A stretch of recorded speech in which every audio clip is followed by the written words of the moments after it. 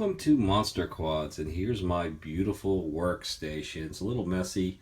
Got a couple projects going on, but what I have for you today is the Lumenier QAV-X Pod. Now I already unboxed it. It was in a little baggie with that label, and this is it. You know, I kind of wondered how they were going to make it. What I notice and what I like is that it is molded plastic. It is not a 3D printed design. What's nice about 3D printed designs for our hobby is you can easily design it and get it out to you very quickly. Number one. Number two, it's more expensive to produce though. This looks like it is just as light, takes up less space, not as thick, and probably just as durable. Really like this idea.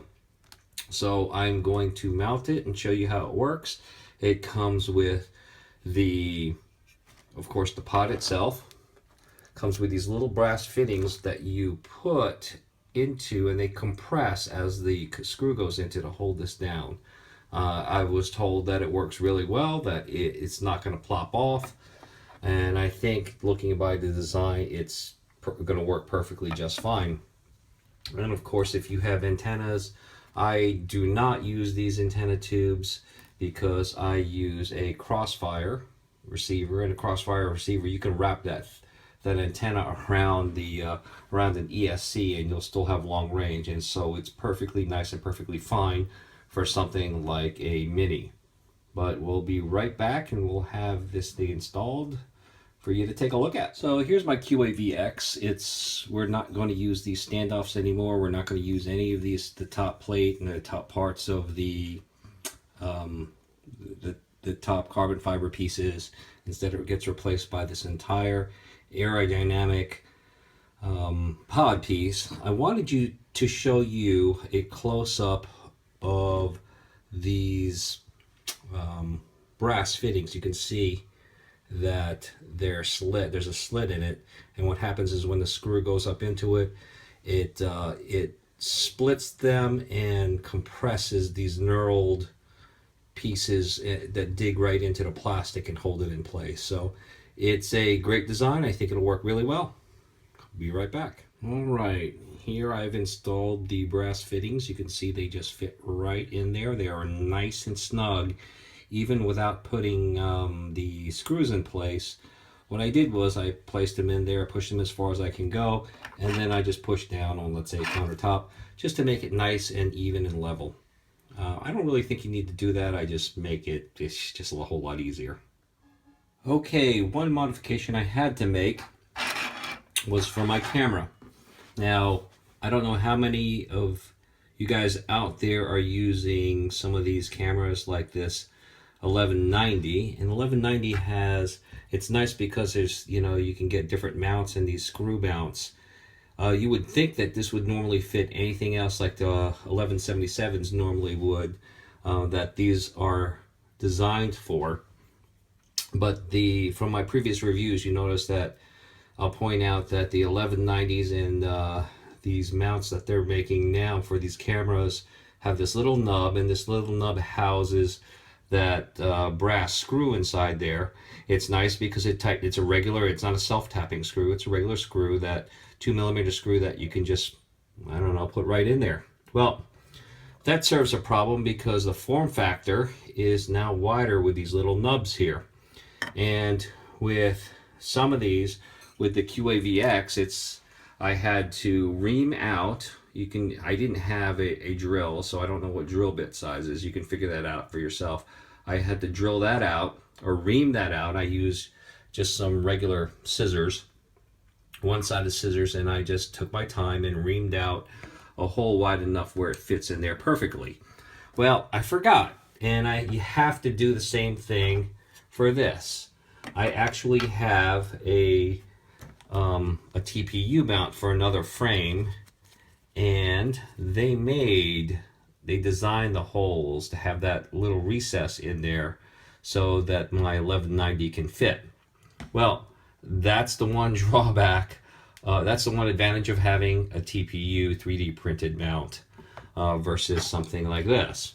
Well, Easily enough done. I hope that the guys over there at with Lumenier actually drilled out these holes that are large enough and maybe put some inserts in or some sort of bushing that some of you guys that are still using the older mounts that they can use to mount their cameras. But easily enough done. See, mine's a little bit, you can look, it's not as neat as if you drilled the hole yourself. But I'll show you the finish. I'll mount the camera so you can see what it looks like with the camera in place. All right, you see how it's reamed out enough where it just sits in there real nice. I'm going to put a couple screws with some washers to hold it in place, and it fits perfectly. So there you go. The only concern I have is that how high this sits. If you use an extreme angle, I use a 1.8 millimeter lens, so the sides are going to show probably. I don't know. I'll have to look and see, depending on how severe you put it up. But I mean, that's a 90-degree angle. There's not very many people that fly with that. So I think maybe there should be. I mean, again, this is an 1190 versus an 1177 type camera. I don't, and these 1.8 lenses are shorter than other lenses, but maybe there should be some sort of vertical adjustment here of some sort. Maybe this shouldn't be a hole. Maybe it should be some sort of just lengthy line that comes up so you can adjust it up and down. Would be actually perfect. Looks like there's plenty of room for everything here. You can see I put the VTX in. What you have to do is thread it through and then screw it in place, and I'll show you how it tightens up. There's no real hole for any adjustments unless that's what that is for, that little notch there. I don't use the Lumie 5.8 VTX anymore. I have this other brand that I use, but we'll see if there's some sort of access there for it.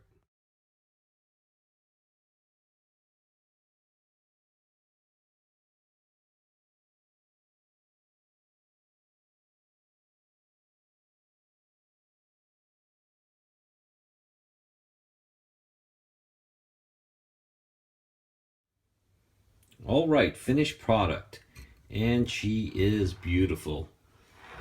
Just to point out, and let's recap this, I really do like this design. It's very nice. The plastic is really, really sharp, really good looking. If you're into custom painting, this is not like TPU where it's going to rub off or scrape off. You can really get some different paints that will adhere to it really well. So you can do some stripes, custom paint jobs. Probably should do white if you want to do something nice, clear, metallic, or even pearlescent colors. Back in the day when I used to paint Lexan bodies, some little tips there. Probably needs a clear coat. Something to have fun with. What to look out for if you're going to use anything other than a 1177 type camera.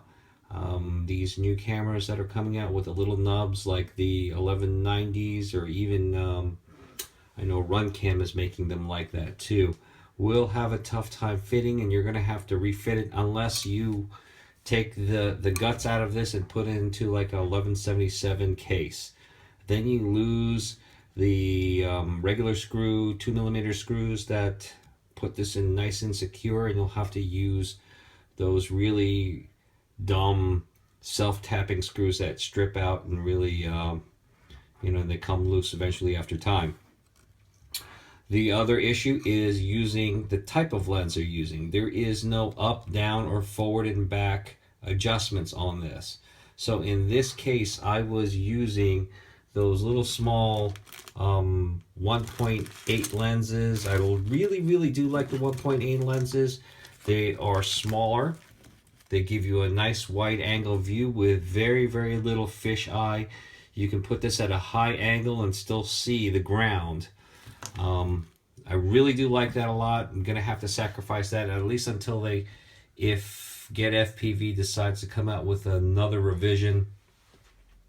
This is the 2.5 lens. In the video I showed you before, looking through the OSD, honestly, it's good enough. You can still see the edges here. If I put it at a higher angle, around 45 degrees, I start to see the little edges on the screen. So it annoys me a little bit, but not enough where I won't use this type of canopy or this pod. Again, she's really pretty. I do notice that when this VTX does sit lower, so prop clearance is going to be an issue. Depending on your props. I haven't tried the regular props yet, but I'm using these new Racecraft 5051s, and the 5051s sit higher. Notice that.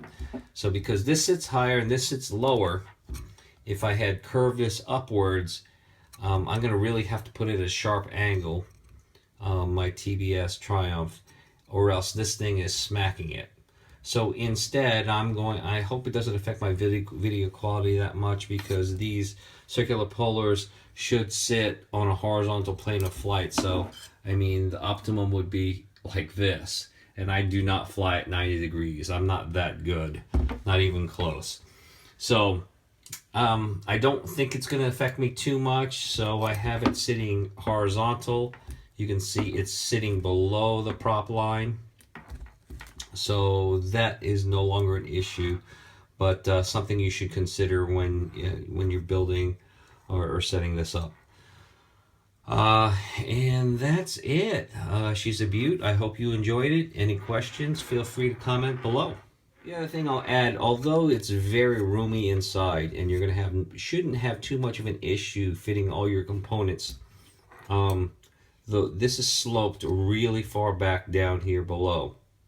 Now, prior to this, I had a capacitor that sit off the pigtail. I really didn't need it. I just had it there for extra insurance. So it kind of stacked up. You had the pigtail, the capacitor, and then this that sit up top of it. And there was plenty of room because, you know, this was flat and sit up high. Now I had to remove the capacitor and I have to figure out a new way to install that and where it's going to be located. I'm not going to use it presently at present time because I do not have a problem with my video feed or any kind of electrical issues where I do need it. But another thing to consider if you decide that you're going to in your decision to use the pod or not. Have a great day.